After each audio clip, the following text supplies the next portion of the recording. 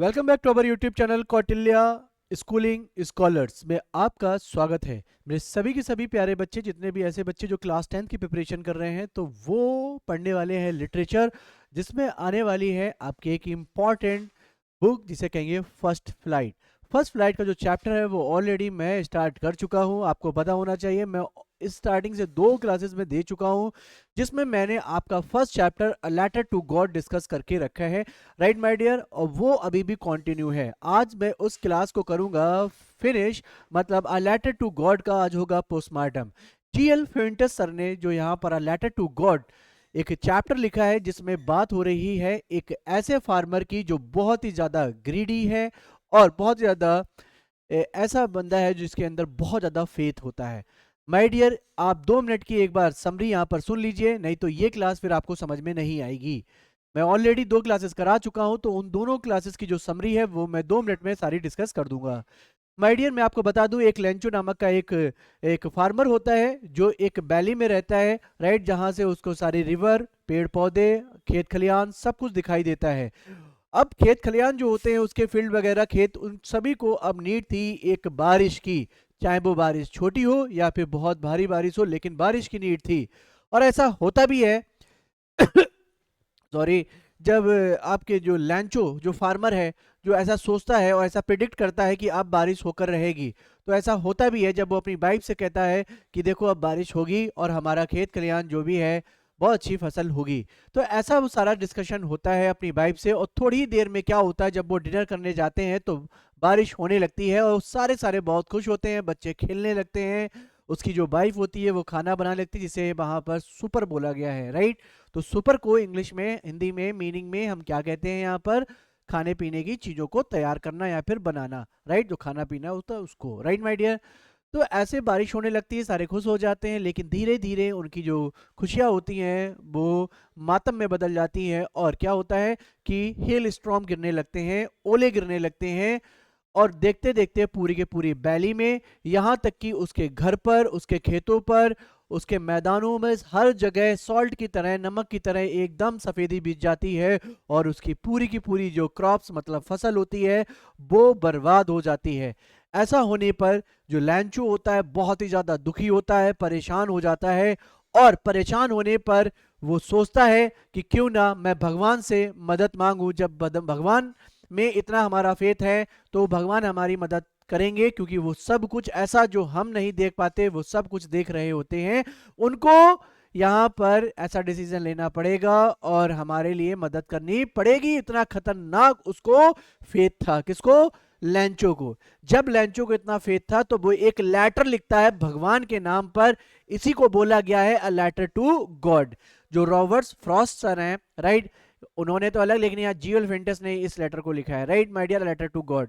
तो इस पर क्या होता है कि जब वो एक लेटर लिखता है, लेटर टू गॉड, तो ये गॉड को लेटर जाता है, लेकिन वो पोस्टमैन को मिल जाता है, और वो पोस्टमैन अपने पोस्ट मास्टर को दिखाता है और कहता है कि देखो, पहली बार ऐसा हुआ है कि किसी इंसान ने भगवान के लिए एक लेटर लिखा है, जिसको एड्रेस करना बहुत मुश्किल है। और ऐसा करके वो हंसता भी है, पोस्ट मास्टर भी हंसता है, लेकिन सडनली वो एकदम से बहुत ही जल्दी क्या हो जाता है, सीरियस हो जाता है, और वो सोचता है कि लैंचो या कोई भी ऐसा इंसान जिसका भगवान में इतना गहरा विश्वास है, क्यों ना इसके विश्वास को ऐसा ही बना रहने दिया जाए, टूट ना जाए, फेथ खत्म ना हो जाए भगवान के लिए।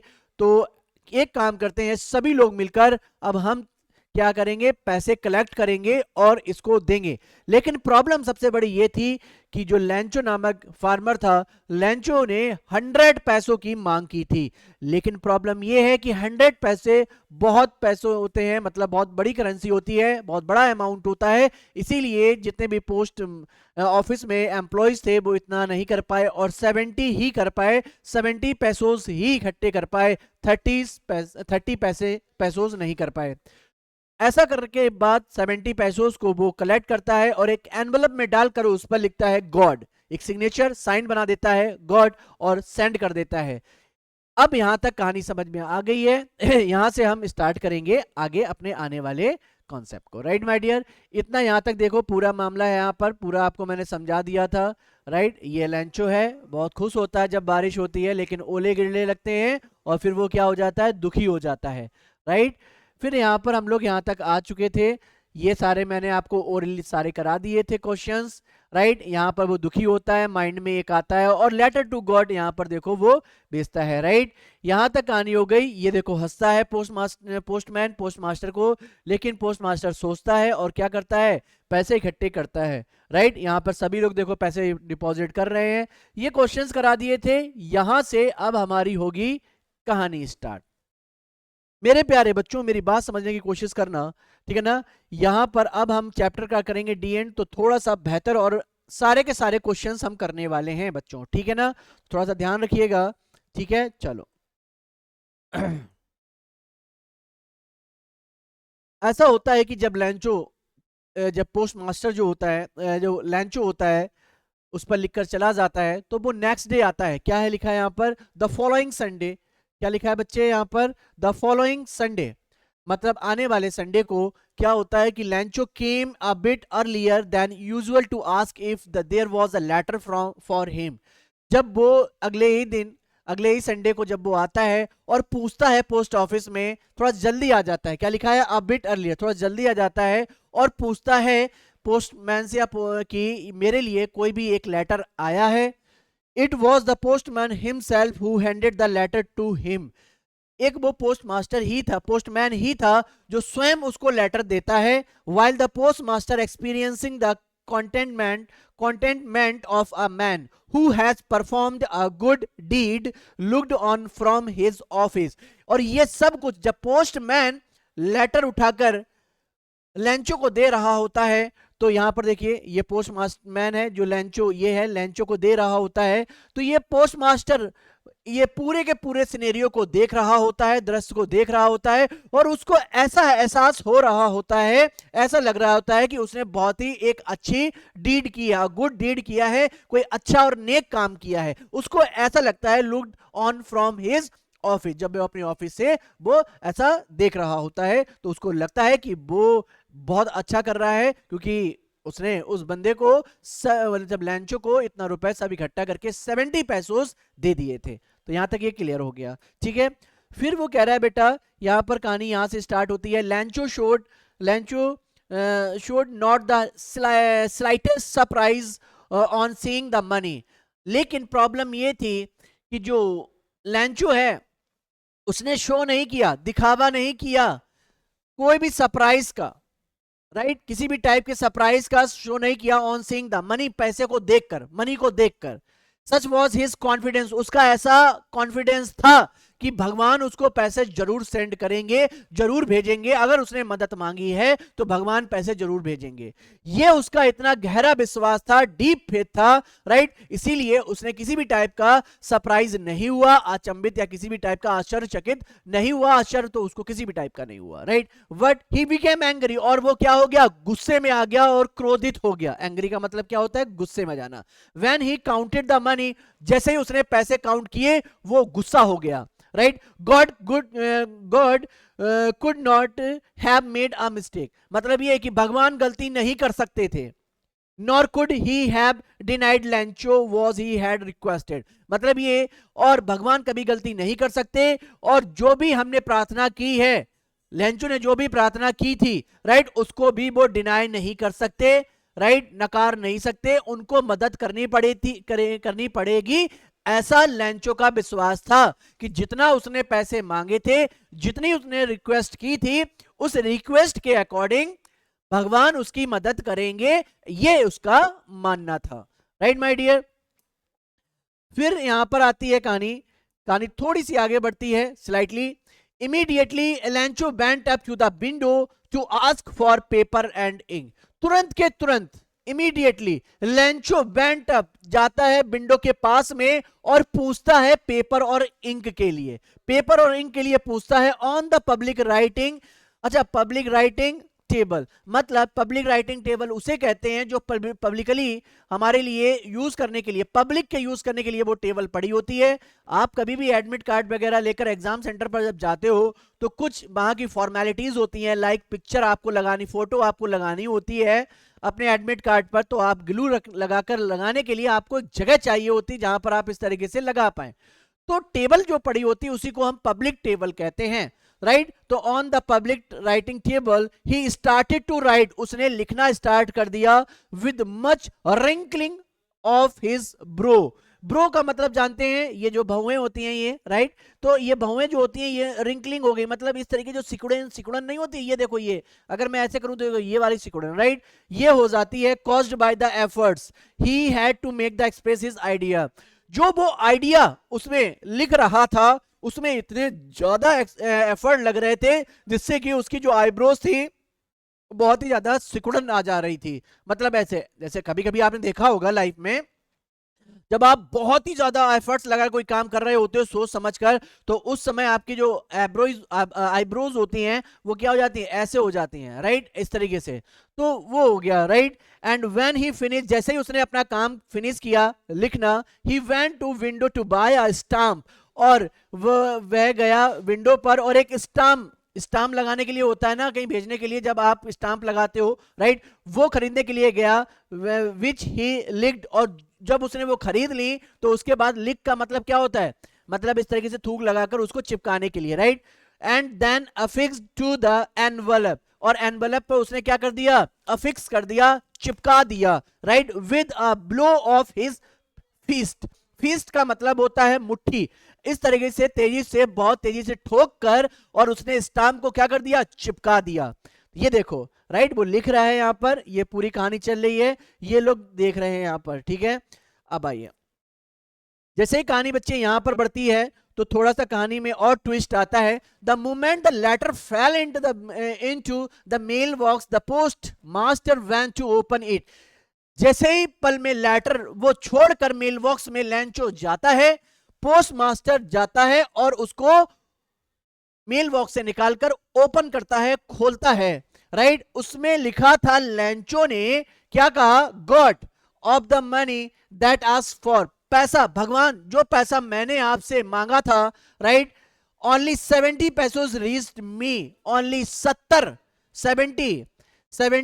पैसोज ही मेरे पास आए हैं, right, since I need it very much, और ठीक है ना, and sorry send me the rest, और जो बकाया है, मतलब 30 रह गए ना, जो बकाया है वो भी मेरे पास आप भेज दीजिए क्योंकि मुझे उसकी बहुत ज्यादा जरूरत है, but don't send it to me, लेकिन वो मेरे पास मत भेजना, ठीक है ना, थ्रू द मेल, मेल के थ्रू मत भेजना, मेल के थ्रू मत भेजना। जैसे पोस्ट ऑफिस में भेज दिए 70, उसको लगा कि भगवान ने भेजे हैं, राइट, तो ऐसे आप मेल से मत भेजना, because the post office employees, मतलब क्योंकि जो पोस्ट ऑफिस एम्प्लॉयज हैं are a bunch of crooks. Lencho ने कहा कि सारे के सारे जितने भी एम्प्लॉयज हैं पोस्ट ऑफिस में, वो एम्प्लॉयज सारे के सारे चोरों का ग्रुप, मतलब गढ़ है, चोरों का गढ़ है। अब यहां पर हो गया चोरों का गढ़। अब देखिए यहां पर कहानी ये बन गई कि भैया एक तो उसने मदद की, पोस्ट मास्टर, सारे एम्प्लॉयज ने लैंचो की, लेकिन लैंचो के फेत ने इतना गलत कर दिया कि लोगों को जिन्होंने मदद की वही लोग अब बहुत ज्यादा दुखी हो जाते हैं, और वो क्या सोचते हैं क्या नहीं वो तो मैं नहीं कहूंगा क्योंकि इसके आगे अब आपकी कोई भी मतलब स्टोरी नहीं रही। अब मेरी बात समझना थोड़ा सा एक मिनट में कि एक लैंचो जो भगवान के उससे मतलब एक नेचर ने कहीं ना कहीं उसकी फसल खराब कर दी। पोस्ट ऑफिस में एक लेटर टू गॉड, भगवान को एक लेटर लिखता है, लेकिन लेटर कहां पहुंचने वाला है भगवान के पास में। लेकिन प्रॉब्लम क्या हो जाती है कि पोस्ट मास्टर और पोस्टमैन सारे लोग मिलकर उसको पैसे देते हैं, उसकी मदद करते हैं, लेकिन उसको लगता है कि बाय मेल भगवान ने उसके पास में पैसे भेजे। मदद करने वाले आज चोरों का गढ़ कहलाए जा रहे हैं, इससे गलत क्या ही होगा, राइट।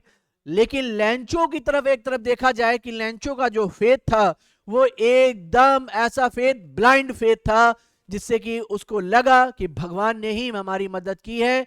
लेकिन बीच में ये जो पोस्टमैन या पोस्ट मास्टर या सारे के सारे पोस्ट ऑफिस के एम्प्लॉयज हैं, इन्होंने पूरा पैसा उसका मार लिया, मतलब चोरी कर ली।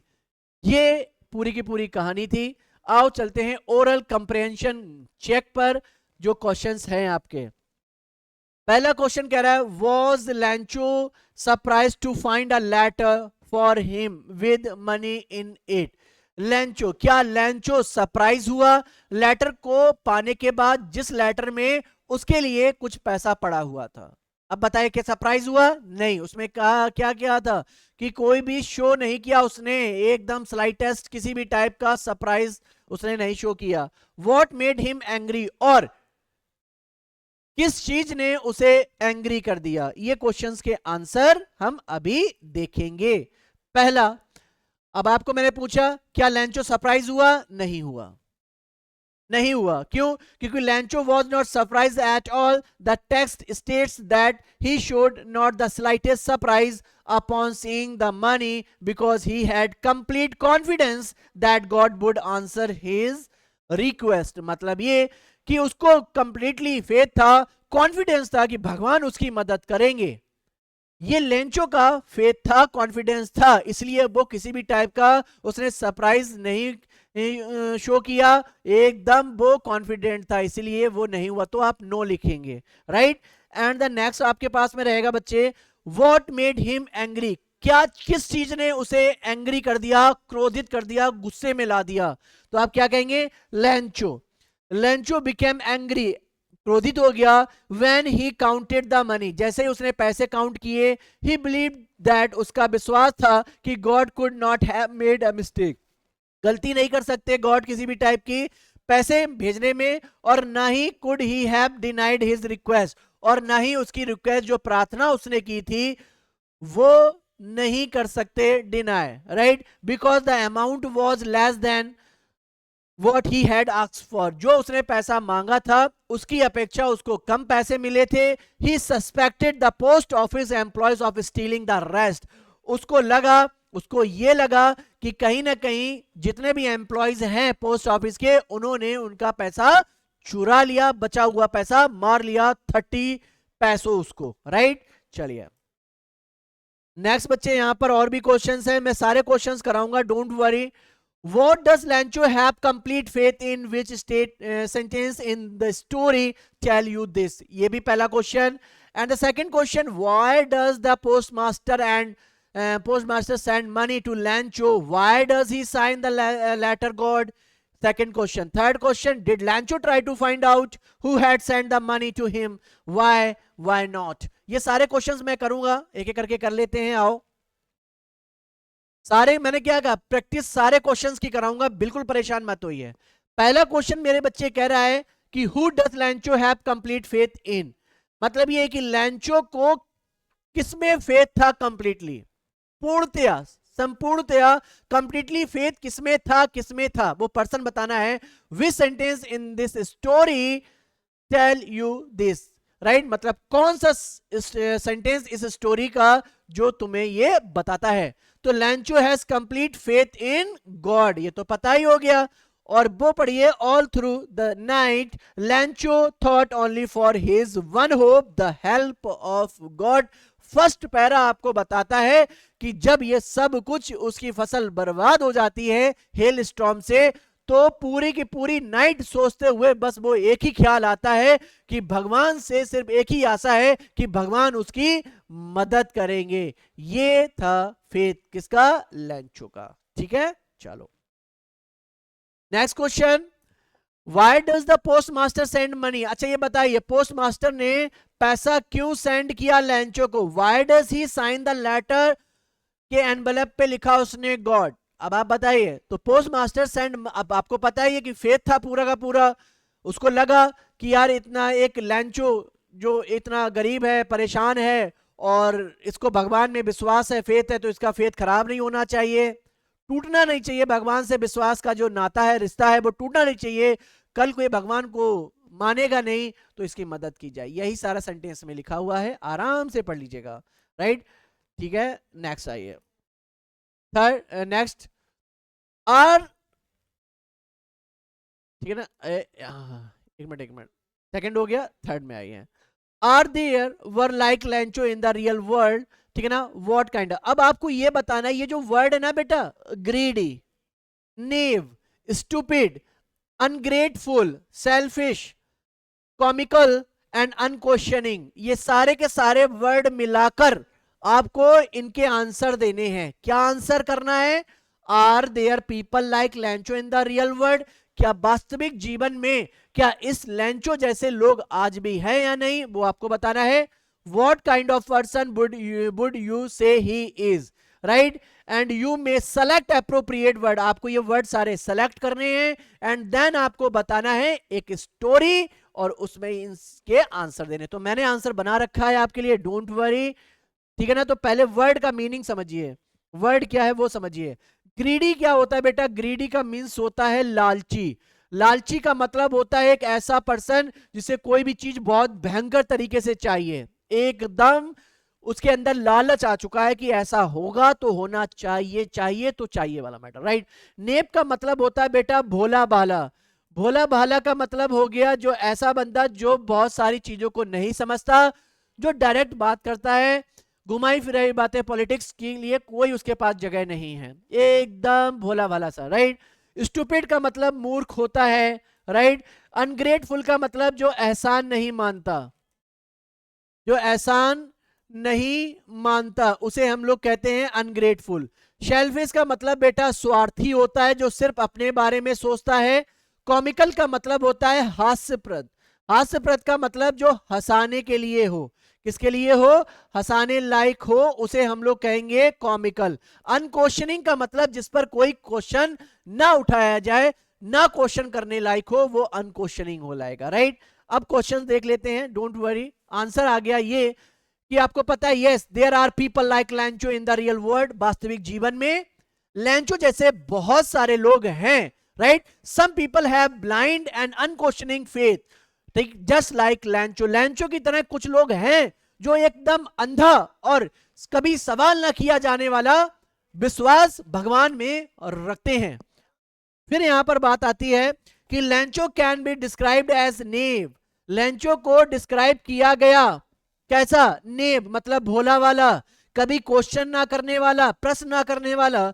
एंड अनग्रेटफुल, अनग्रेटफुल का मतलब एहसान को ना मानने वाला, राइट. ही इज नेव क्योंकि वह भोला है, क्योंकि he does not understand that kind human help him, क्योंकि वो जानता है, इसीलिए वो भोला भाला है, क्योंकि वो जानता है कि इस तरीके की जो काइंडनेस है वो उसकी भगवान ने की है, right. And he is unquestioning because, ठीक है ना, और ये कोई भी प्रश्न करने वाली बात नहीं है, बिकॉज ही नेवर डाउट, उसको किसी भी टाइप का कोई डाउट नहीं कि भगवान उसकी मदद करते हैं, करेंगे, right. He is grateful, ungrateful because instead of thanking the helpers he accuse the post office employees of stealing his money.